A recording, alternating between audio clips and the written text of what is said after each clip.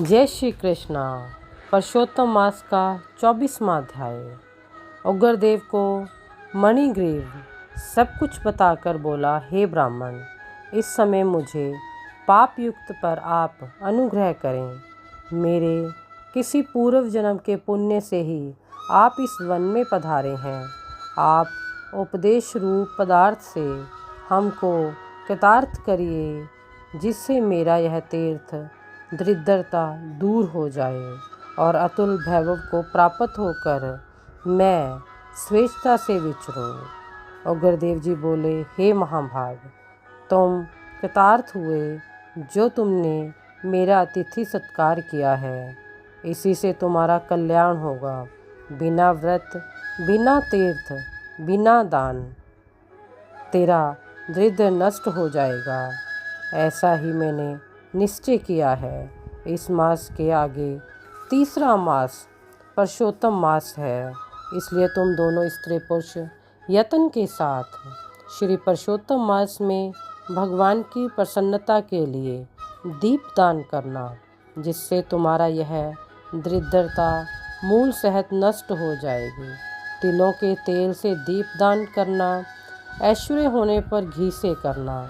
इस समय इस वन में बसते हुए तेरे लिए दूसरा कोई उपाय नहीं है। अगस्त्य जी बोले। इस प्रकार कहकर वो ब्राह्मण दोनों हाथों से मुरली लिए हुए श्री कृष्ण भगवान का स्मरण करते हुए प्रयाग की तरफ चल पड़े। 2 महीने व्यतीत होने पर जब पुरुषोत्तम मास आया, तब गुरु भक्त से तत्पर दोनों स्त्री पुरुष उस मार्ग में दीपक दान करने लगे। आलस्य रहित होकर वह दोनों ऐश्वर्य के लिए तिल के तेल के दीपक जलाने लगे और इसी प्रकार सारा पुरुषोत्तम मास बिताया। उग्रदेव की कृपा से अंतकरण को शुद्ध करके अंत में मरण को प्राप्त हो स्वर्ग को गए और वहाँ से सब भोगों को भोग कर उग्रदेव की कृपा से वह दोनों श्रेष्ठ जन्म को प्राप्त हुए। पूर्व जन्म में जो मृग सिंहा से में तुम तत्पर थे, उस जन्म में वीरबाहु के पुत्र चित्रबाहु के नाम से विख्यात हुए। इस समय तेरे आधे अंग को हरने वाली जो तेरी स्त्री है, वह पति के पुण्य का आधा भाग लेती है। इनुंगी के तेल से श्री पुरुषोत्तम मास में दीपदान करने से तेरा अकंटक राज्य हुआ। जो मनुष्य घी से अथवा तिलों के तेल से अखंड दीपक करे, तो फिर कहना ही क्या। पुरुषोत्तम मास में दीपक का ऐसा ही फल है, इसमें कोई संशय नहीं।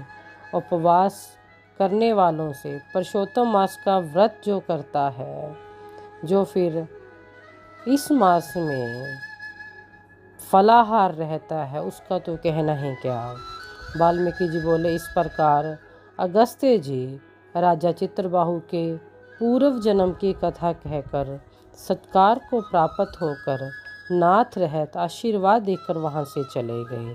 प्रिय बंधुजनों, पुरुषोत्तम मास में दीपदान करने का बहुत लाभ है। जो दिन बचे हैं, कोशिश करो, जिसने दीपदान नहीं किए वो जरूर करें। जय श्री कृष्णा, जय श्री राधे।